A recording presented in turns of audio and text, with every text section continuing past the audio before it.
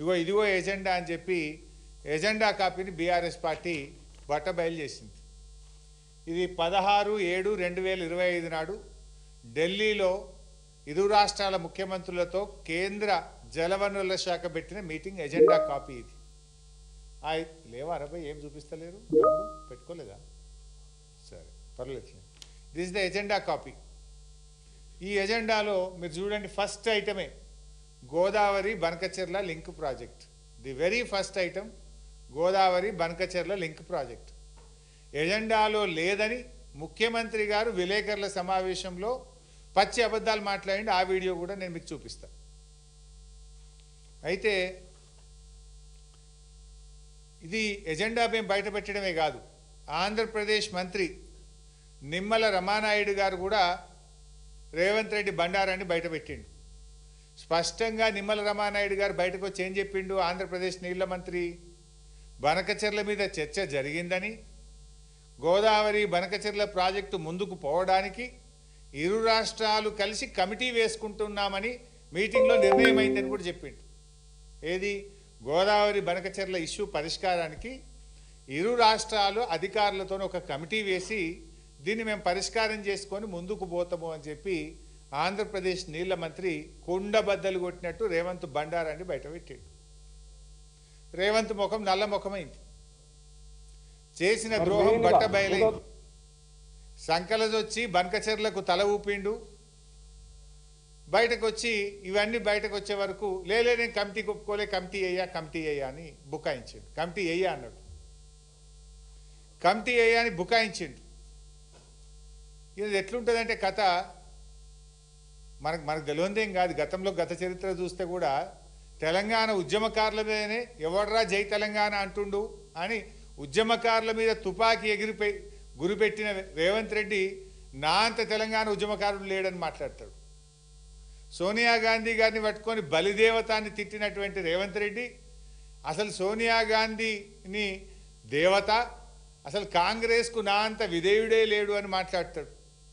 కేసీఆర్ గారు ఉద్యోగాలకు నోటిఫికేషన్లు ఇస్తే ఆ ఉద్యోగాలకు కాయిదాలు పంచి నియామక పత్రాలు పంచి నేనే ఉద్యోగాలు ఇచ్చిన అనేటువంటి గనుడు రేవంత్ రెడ్డి. ఇప్పుడు బనకచెర్ల మీద కూడా అట్లే చేసిండు. బనకచెర్ల మీద మేము జంగు సైరన్ కొట్టి ఆంధ్రప్రదేశ్ హుషారు చేసింది. ఏం చేసింది? లేలే మేము బనకచెర్ల వెనుకకు తీసుకుంటున్నాము అన్నది మధ్యలో. అది ఎందుకు వెనుకకు తీసుకున్నారు అనే కనీస సోయి కూడా ఈ ముఖ్యమంత్రికి లేదు, ఈ నీళ్ల మంత్రికి లేదు. లేక ఏమన్నారు తెలుసా?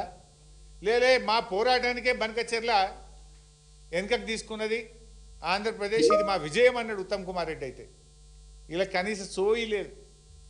యాక్చువల్గా బనకచెర్ల ఎందుకు వెనుకకు తీసుకున్నారో తెలుసా బైసాబ్? బనకచెర్ల అంటే గోదావరి బనకచెర్ల, అది లింకు. గోదావరి బనకచెర్ల లింకులో మీరు చూసినట్టయితే గోదావరి నుంచి బనకచెర్ల అనేది Srisailam back water head regulator. Srisailam back వాటర్లో కృష్ణా జలాలకు గోదావరి జలాలను కలిపేది ఆ డబల్ లైన్ ఉంది కదా, అది బనకచెర్ల.